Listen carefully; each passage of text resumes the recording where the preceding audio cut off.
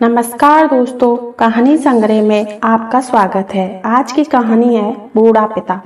एक गांव में एक आदमी रहता था जो बहुत बूढ़ा हो चुका था, जिस वजह से उसे कम दिखाई देता था और बहुत कमजोर हो गया था।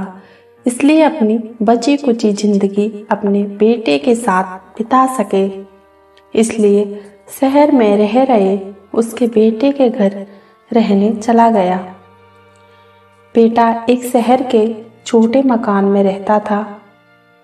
मकान तो उसका छोटा था, लेकिन उसके अंदर जो चीज़ें थी वह महंगी थी। उस मकान में बेटा, उसकी पत्नी और उनका एक 5 साल का बच्चा, ये छोटा सा परिवार साथ मिलकर रहता था। बूढ़े पिता के आने से उनके परिवार का एक सदस्य और बढ़ गया। ये पूरा परिवार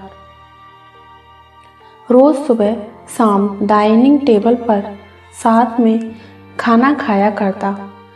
बूढ़ा पिता अपनी कमजोरी के चलते हमेशा खाने की चीजें नीचे गिराता रहता और कई बार कांच के बर्तन भी टूट जाया करते थे।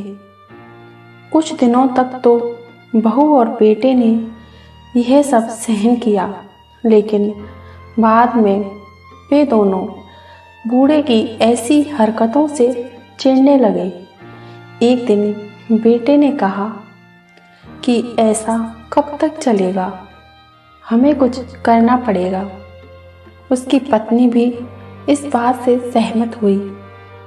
अगले दिन बेटा कहीं से एक पुराना मेज लेकर आया और मम्मी ने घर के एक कोने में उसे लगा दिया और अपने पिताजी से कहा कि आप यहीं पर बैठकर खाना खा लिया करें।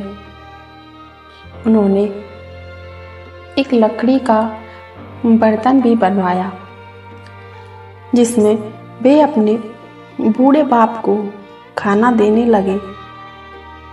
अपने कांच के कीमती बर्तन बचाने के लिए अपने बूढ़े बाप को लकड़ी का बर्तन देने में उन्हें जरा भी शर्म नहीं आई। अब खाने का समय जब जब होता तो बूढ़ा बाप एक कोने में बैठकर खाता और बाकी का परिवार डाइनिंग टेबल पर खाना खाया करता। डाइनिंग टेबल पर बैठे बैठे दोनों पति पत्नी कभी कभी अपने बूढ़े बाप की तरफ देख लिया करते। बूढ़े बाप की आंखों में उन्हें आंसू भी नजर आते, मगर उन पर जैसे कोई असर ही नहीं होता। बूढ़े का पोता भी ये नज़ारा हमेशा देखता और वह अपने में ही खोया रहता। एक दिन जब पति पत्नी डाइनिंग टेबल पर बैठकर खाना खा रहे थे, तब उनका बच्चा जमीन पर बैठकर कुछ कर रहा था। उन दोनों ने बच्चे के हाथ में लकड़ी का टुकड़ा देखा, लेकिन उन्हें कुछ समझ में नहीं आया कि बच्चा लकड़ी के टुकड़े के साथ क्या कर रहा है।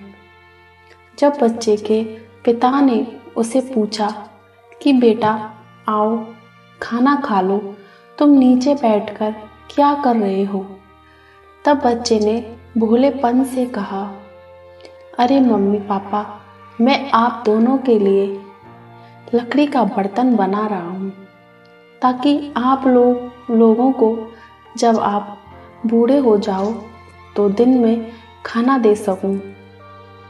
अपने नादान बेटे द्वारा दी गई यह सहज बात दोनों के दिल में तीर की तरह उतर गई। दोनों एक दूसरे का चेहरा निहारने लगे। बिना कुछ कहे ही दोनों की आंखों में पानी आ गया और उन्हें अपने भविष्य की किताब अपने आंखों के सामने खुलती हुई नजर आई। उन्हें समझने में ज़्यादा देर नहीं लगी कि अब उन्हें आगे क्या करना पड़ेगा। अगले दिन कमरे के कोने से वह पुराना मेज हट गया और अब बूढ़ा पिता और बाकी का परिवार साथ में मिलकर फिर से खाना खाने लगा। बूढ़े की कमजोरी की वजह से हो रही गलतियां भी अब किसी को नहीं चिढ़ाती थीं। दोस्तों, यह कहानी हमें बताती है हर वह पत्ता जो आज हरा है वह कल सूखेगा और डाली से नीचे भी गिरेगा।